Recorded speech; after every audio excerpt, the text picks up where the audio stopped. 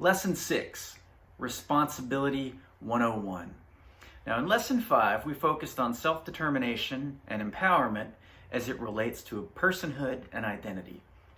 Lesson 6 will continue this theme, but under a different name, under the name of responsibility. Unfortunately, responsibility has acquired many negative connotations, and as soon as you present this topic, you're going to hear students groan today.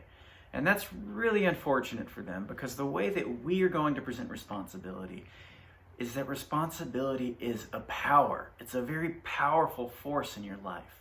It literally means being response-able, and is able to respond to your life, able to respond to people, to situations, to circumstances.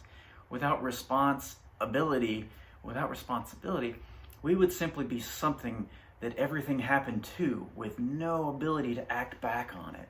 So we want students to recognize that responsibility is the key to their potential, to being a great athlete, to being a great person, to being a great student, to going to college, to having fulfilling relationships.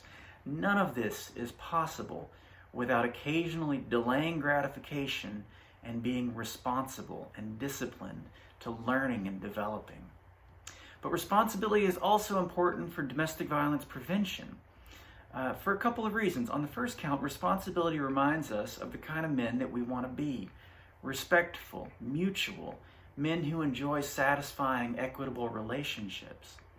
But on the second count, responsibility reminds me, it tells me that I am responsible for myself, for my feelings. When I feel angry, when I feel jealousy, when I feel a loss of control, these are my things to be responsible for. My life, my person, my decisions. Responsibility tells us that we have to manage ourselves and that no one has power over us. No one determines who we are except for ourselves by the choices that we make and the behaviors that we enact. Supplies you'll need for Lesson 6: pencils and pens, markers, a dry erase board and easel. Prior to the start of club, have your board prepared with key terms and quotes for the day.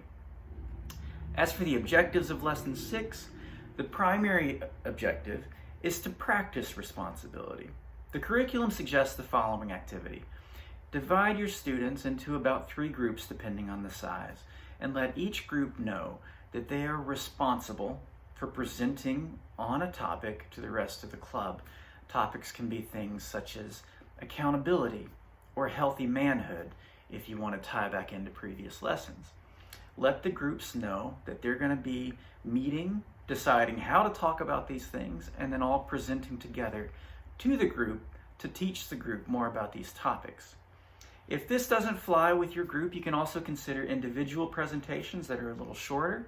Say perhaps presentations focused on what things that your students are passionate about or really care about, what they invest in. Either that's fine. You can also consider using a topic, something from mainstream news media.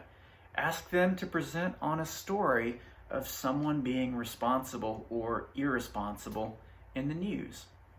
Whichever path you choose, ask the students to be responsible for their topic. And after they present, be sure to validate their efforts, especially as it pertains to the things that they care about. If you end up with an individual or a group who does not take this activity seriously, use it as a teaching moment. Reflect on it with the larger club.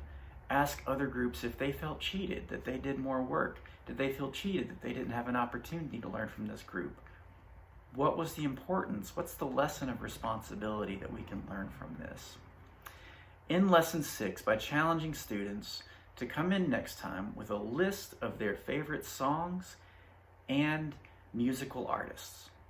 Good luck with Lesson 6.